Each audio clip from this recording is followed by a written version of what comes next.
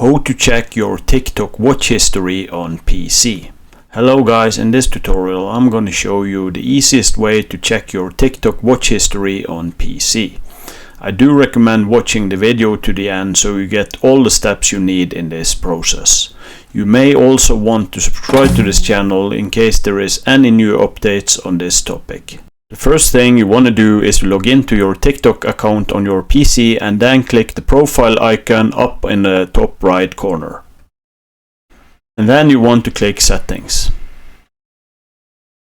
And under Settings, make sure you are at the Manage Account tab. And the next thing you want to do is to go down where it says Data, and under Data there is an option of downloading your data. And inside here you want to go down to Select File Format, choose your format and then Processing Request. It may take up to 4 days to receive your data, and under the Download Data tab you can see the status of your request. And when the file is ready you can download it, and that is basically how to check your TikTok watch history on PC.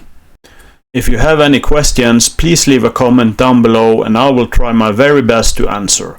If this tutorial worked for you, leave a like and subscribe to the channel, and I will see you in the next video.